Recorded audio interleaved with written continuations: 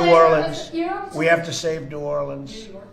Mr. President, when are you going to give details? We're going to be going into New York too. Yeah. Mr. President, And we're going to be going in quiet.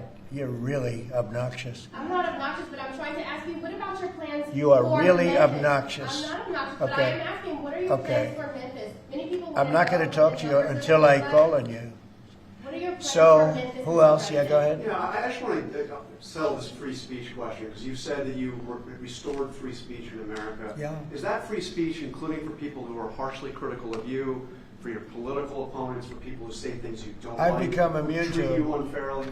I've become immune to it. There's never been a person that's had more unfair publicity than me, and that's why your network paid me $15 million, or $16 million, I believe, to be exact, George Slopadopoulos, and that's why CBS paid me a lot of money too.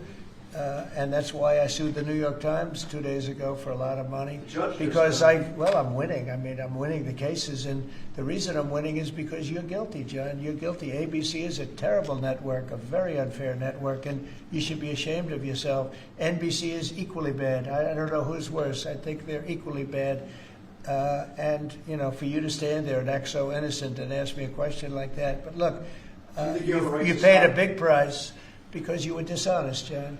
The reason I won that lawsuit was because you were dishonest. You were proven to be dishonest. And so you can't sit back and just say, oh, well, what do you think? You know, like you're some wonderful person. You're not a wonderful person. Frankly, you're a terrible reporter.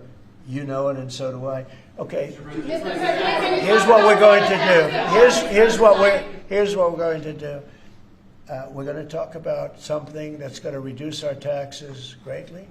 That's going to hopefully bring some great people into our country. You know, as you know, right now nobody's coming in because we've succeeded in closing. We've closed the border very successfully. I think you will agree.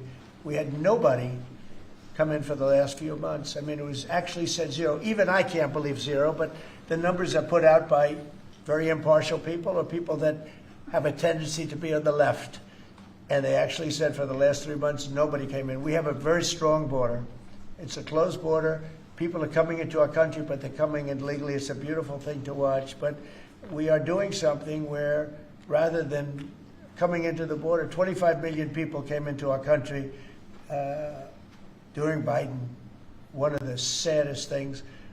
The worst thing, look, he was horrible in inflation. He was horrible in just about everything you could be. I don't think he was good on. He wasn't even fair on anything. It was a horrible administration.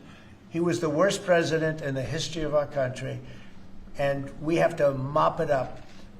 The hardest thing that we have to do is to get rid of the criminals that he allowed into our country from prisons, from mental institutions, gang members, drug dealers.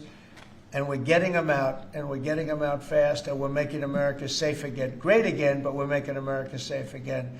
And it's an honor to do it. But this is something, this is an unforced error. What they've done is this is just an unforced error.